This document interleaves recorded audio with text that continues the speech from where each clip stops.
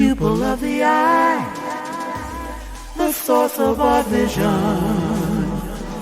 teachings of a holy man who spoke to us from prison.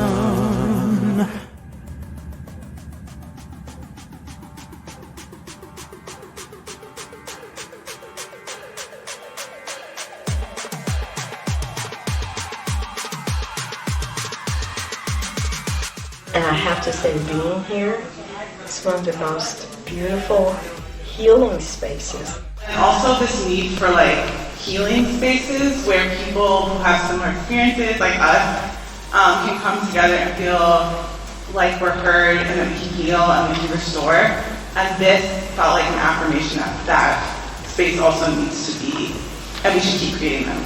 Immediately told me about this conference, and I immediately said, I'm going.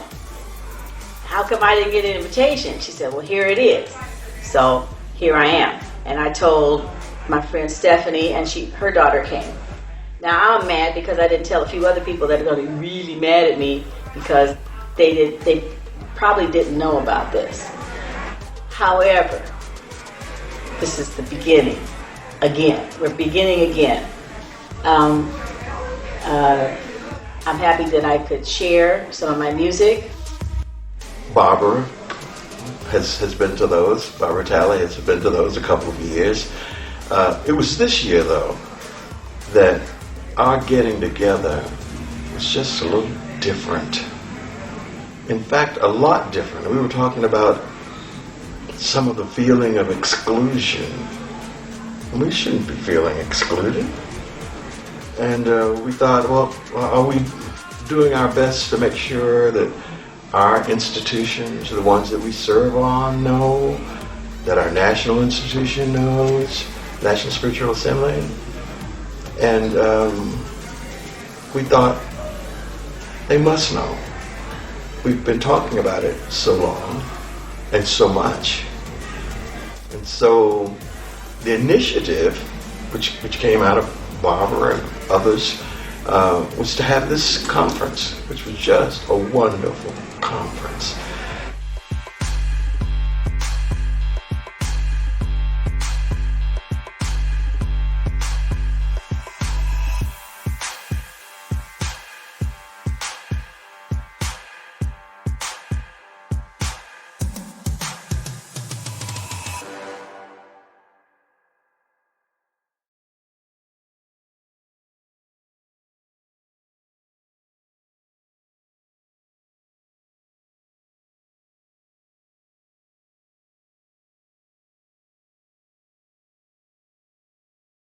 But we want to capture by video. What do we do? I mean, we just did this thing. What did it do for you? And what are you going to do for others as a result of it? For me, this meeting was... Take your time. Okay, baby. Give me wings. You put it. You give us wings. And if you don't teach, you will deprive the world of wings. This life, it's a beautiful center because of the presence. It is alive. I can see it alive after years. My name is Barbara. And I've been in Baha'i for about 20 years. I became a Baha'i in Louisiana, and then I continued when I was here. But this weekend has been like a magic moment for me because I have been so disillusional about this faith because I came into it because it was talking about fighting racism. And being in the South and from Louisiana, I knew all about that because I grew up during Jim Crow. So that excited me. I came here and I met some Baha'is that embraced me, but there are many that, as he said, you would speak to them and they would look away as if they didn't see you. And I thought about, this is not where I want to be. This is a big lie.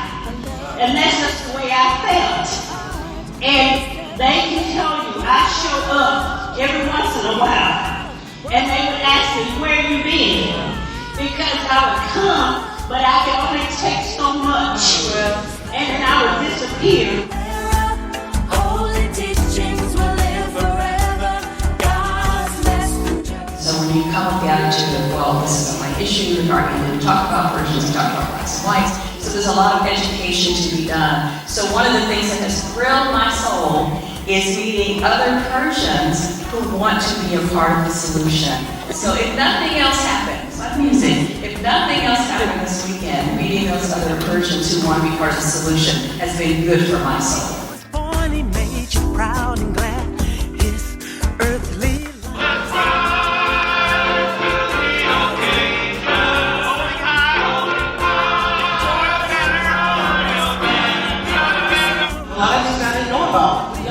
here said she lived in Oak Highs in Oak Park. Well, I live in Oak Park. So it's just so much disconnect. I do have this renewed sense of responsibility for putting thoughts into action and to have these. So this weekend for me has been very inspiring. I mean, I've heard a lot of people talk. This weekend is this beautiful to be with family, not being afraid to pray, not being afraid to have a conversation with God. Like you say, I was also absent for about 10 years, and I came back because the faith is mine. It is yours. It's mine. I came here this weekend and do that song. I basically just want to just take in everything and then decide in what I do with it. I was overwhelmed with joy. It was the most wonderful conference I've ever been to, and I go to a lot. Everyone contributed a lot, not just a little bit, a lot. Just every lecture and every music, just the love from people. It was just the most amazing thing I've ever been to.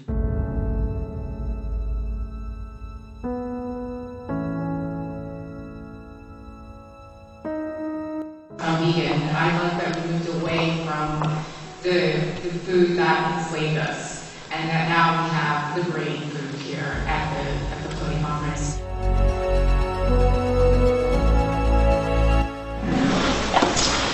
And just being very, very, very, very full. And I just want to, in the spirit of responding to the question, just say, there are many, many things that this conference has done for me and is doing for me. It's still an active process. But I just wanted to mention one of them. I'm really, really grateful for the education here. You know, as a people, sometimes we are inclined to be suspicious of things in the absence of information. And I was particularly moved by the presentation that was given about the Black Men's Gathering. Because the rumor, you know, the word in the street was they shut them down. That's all we heard. That was the word in the street. So I was particularly grateful for the historical context that was given, where the letter that the Black Men's Gathering had sent to the House of Justice was read in its entirety. I didn't know about that. And then excerpts of the response that was sent back to the Black Men's Gathering excerpts were also presented. And I bring that up because I don't know about you, but what I heard was the House said, "You have done well, and it is now time for you to be deployed." It was the first time in a long time I've been in a room with that many African Americans, singing like we always sang. It was the first time in a long time I've been in a room with that many African Americans, singing like we always sang. It was the first time in a long time I've been in a room with that many African Americans, singing like we always sang. It was the first time in a long time I've been in a room with that many African Americans, singing like we always sang. seeing people we hadn't seen in years, old friends who are African American. I just haven't seen them. We're all busy in our own communities, in our own parts of the world.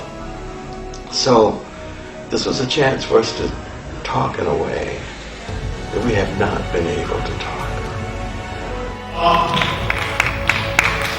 Asking permission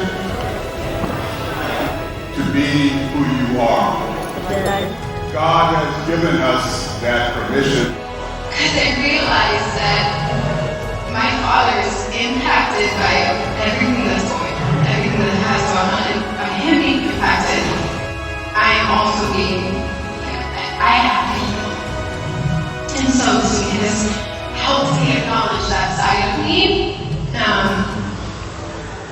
And I've grown up on South Side Chicago, so we have had our own struggles in the Baha'i community, and as a youth, I want to serve. I've grown up wanting to serve and wanting to have friends in the faith, and I have literally none in Chicago. None. All my friends in the faith are in California.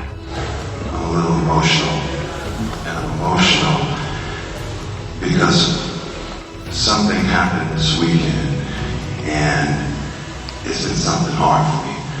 When my dear brother showed us that small clip of the Los Angeles riots, I lived on the east side of South Central Los Angeles. I saw a tank roll down my street, the same kind of tank that my mother saw roll down the same street in the 60s. I saw the same kind of tank in 1992. And all my efforts, like Trey and Boys in the Hood, was to get out of the hood and never return.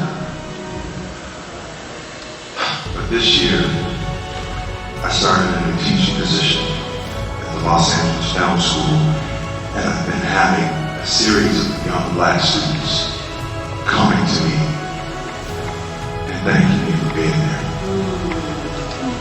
And they come from that same neighborhood, or one's close by that I came from.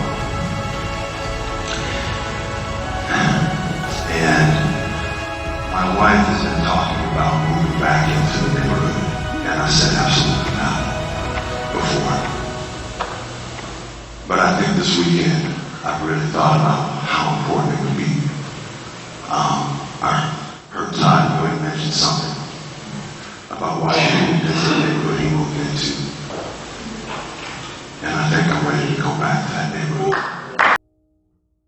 It's so wonderful to be in a space that kind of validates all of who we are, and to be reminded that that validation came actually from Baha'u'llah. Yes. I think part of who we are has been conditioned by our past experiences, and because of that, even within our communities, we have not taken ownership that God's faith was to each one of us, and no one else can take that from us. And what we are trying to do is to satisfy and be what Baha'u'llah wants us to be. And so there are constant examples from the people who spoke here, showing us, giving us examples of how that works.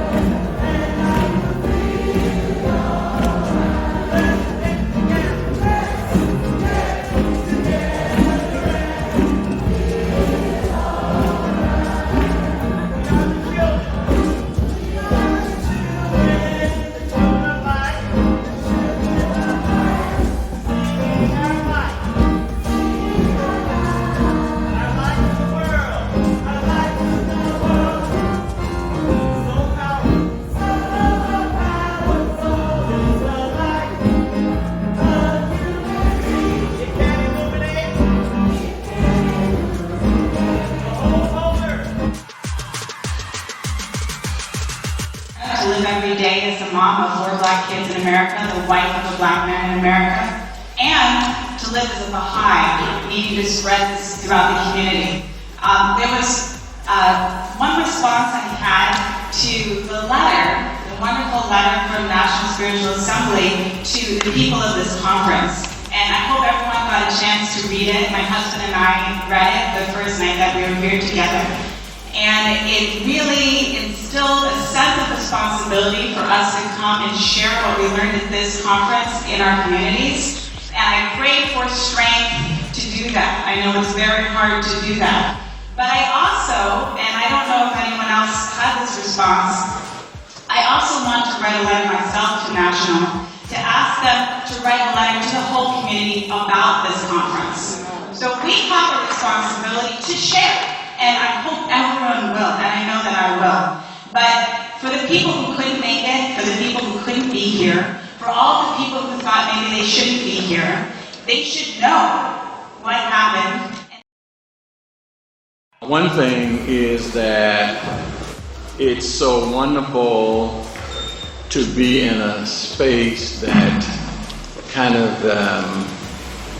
validates all of who we are, and to be reminded that that validation came actually from Baha'u'llah. Yes. I think like part of who we are has been conditioned by our past experiences.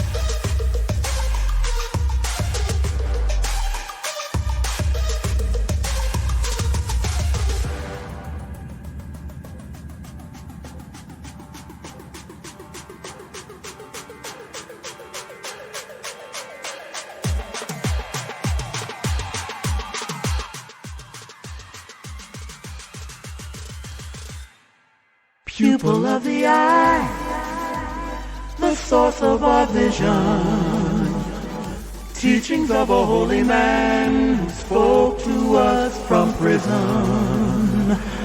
Pupil of the eye, the Creator's gift of sight, a gift for all humanity, seekers of the light.